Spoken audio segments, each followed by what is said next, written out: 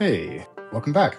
I am loving this process of an idea becoming a world around me, and I'm starting to feel like I've planted all these seeds all over the place, and then also all the little systems now and all the little tools now that I've started to build as part of this project. It really does feel like some kind of ecosystem is kind of developing, and I know it's like somewhat mechanical, but also people are starting to get involved. I don't know if I knew that we would make it this far, but I'm glad that we have. In the last video, I said I was going to build some kind of database on the back end, and then I said that I was also going to try to start communicating more with people and kind of like gain accountability, not just from you in these videos, but also that I was going to start trying to post on social media and work on some of that stuff. So obviously the main focus of this last sprint was to get that database built, and I did. I not only did I build the database, but I also got it wired up into the application, and now you can make those updates on the back end. I can make them at any point I want, and they appear in the app. You just scroll down and it refreshes them. I also built out a couple extra pages on the app. I built an about page. It's like as if an about page was written 30 years in the future. But the most exciting thing for me has not even been the headline part, because I knew that that part was coming. I knew I could do the database. It was fun and interesting to learn how to do it within the Apple ecosystem, but I knew that I could pull that off. I've never launched or tried to sell a product, and I have a lot of design education and I have a lot of artistic background, but I don't have much experience trying to sell things to people. And luckily, Omar stepped in and kind of hosted this brainstorming session for the logo and the design and stuff like that. And I mean, it was pretty primitive before. It was just like almost like a Times New Roman style text. And he designed a logo. He spent, I don't know, dozens of hours on it. We went back and forth and had these sessions. We picked out small logos, big logos. We found one for the app. We found one for the banner. We found a way of kind of positioning things on the page that just looks gorgeous.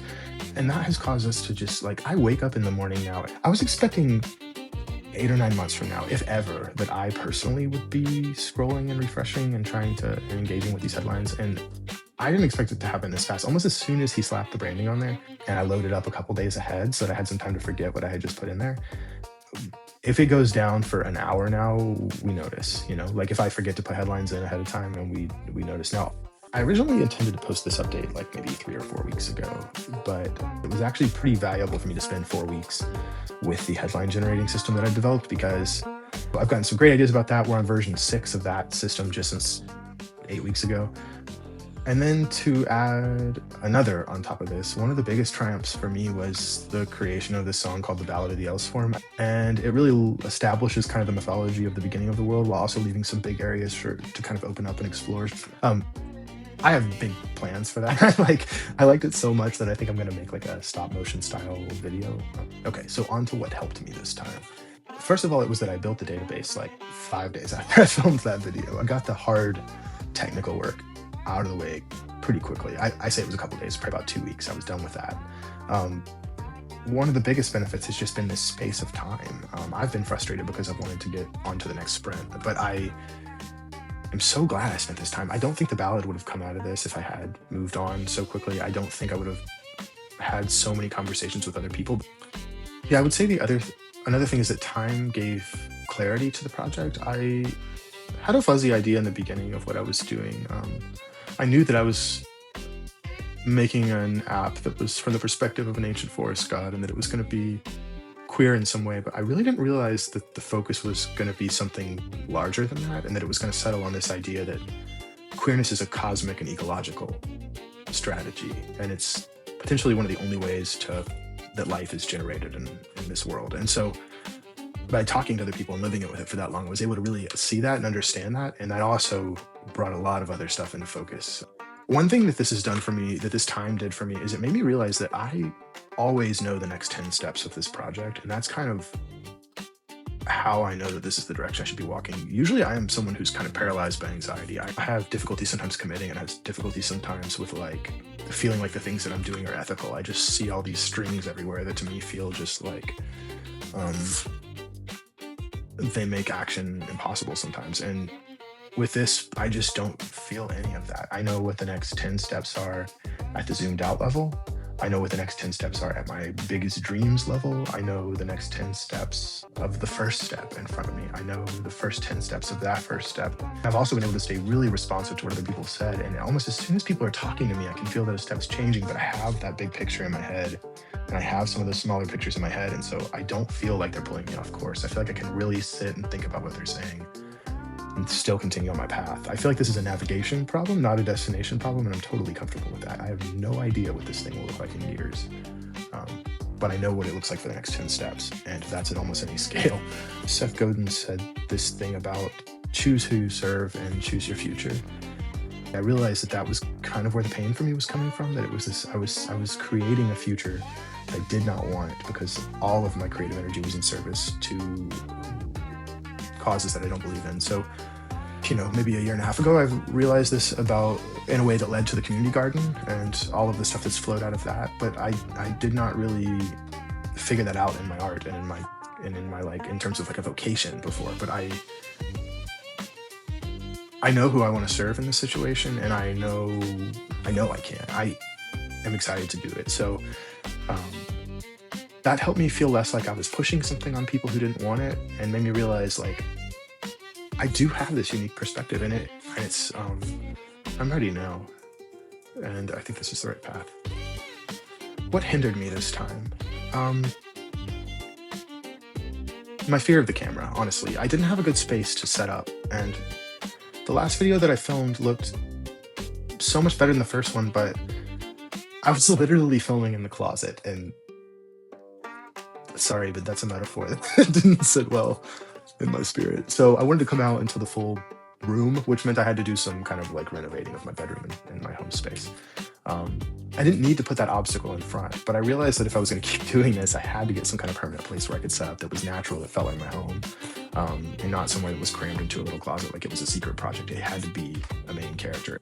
So plus side, my room looks amazing now, but it did hold me back. And then the other thing that held me back is, as I was telling people about the project, I did get some kind of negative feedback. I understand it for sure. AI slop is a term that has now entered the kind of general vernacular.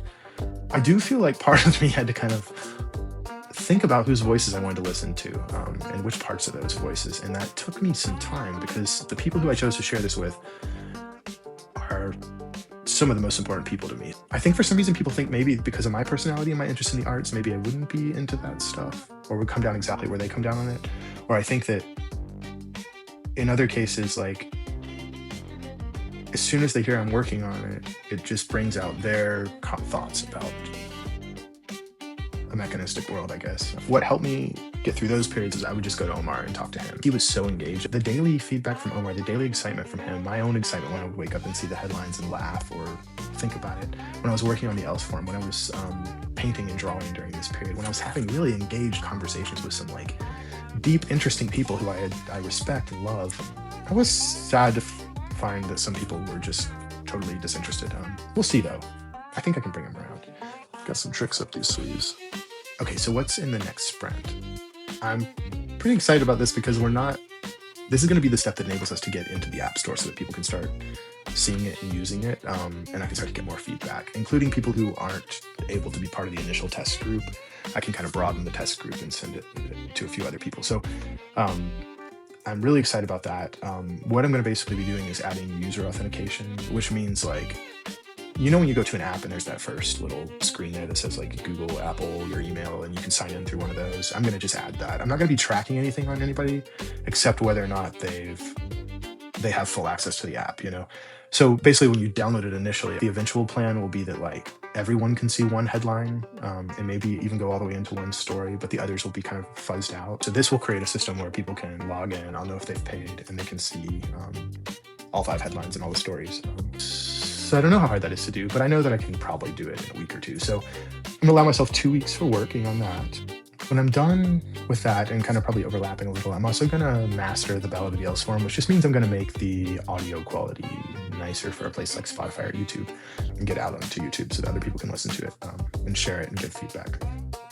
And then something else that I want to do in this sprint is I want to film a lot more shorts. I did these 2 little echo reports in the last sprint near the end, just in the past couple weeks.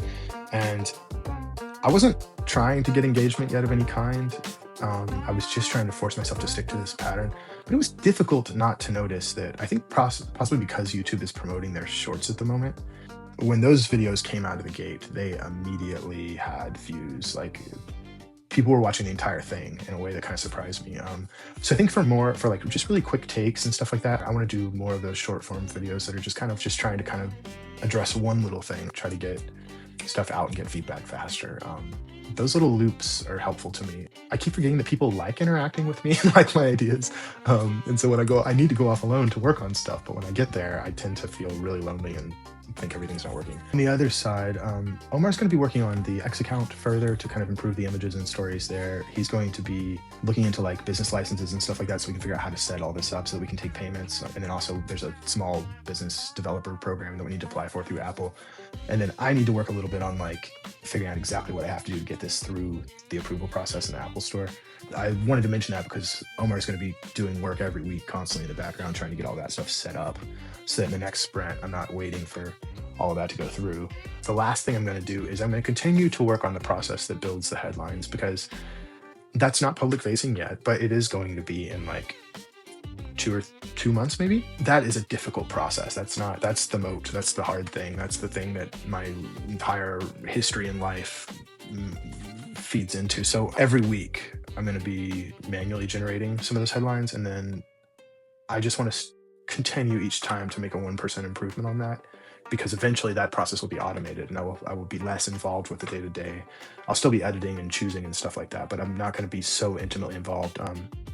Right now, the process for headline generation, I'm reading, like 1,000 headlines a week-ish. I'm picking the best 5 for each day of the week, so it's a lot of work and it's a lot of fun, but I am going to keep improving that process. I want better content in there. I want more variation. I want more variety, and I want less manual work on my part, because I do want to get into the stories, and I do want to get into image generation, and I do want to get into more of my own writing, and I want to get into more painting and stuff like and drawing that's going to be on the page. So it's everything I think I'm going to get to in this next sprint. Let's say 3 to 5 weeks. Okay, how do I feel? I feel like my whole life is shifting. I don't know if that preceded the development of this idea, or if this idea, because it was so obviously for me the work that kind of integrates everything, the art, the philosophy, the science that I have, the stories that I grew up around, my ethics, the causes that I care about, the fears that I have. This integrates so much of what I care about into one thing that I do wake up every morning inspired. I heard that quote when I was a kid from Letters to a Young Poet, and read it again in my 20s. But let's face it, I first heard it in Sister Act. But it's this idea that like when you wake up in the morning, it's the first thing that you think about. And I think that I thought that meant stressors. I just feel very differently about this project. I wake up in the morning and it's almost like I have a crush on it. It's almost like I'm infatuated with it. And it's not wearing off. Like, I'm kind of falling in love with it. I'm falling in love with the characters. I'm falling in love with the process. I'm falling in love with myself more, because I feel like this does uniquely kind of fit me.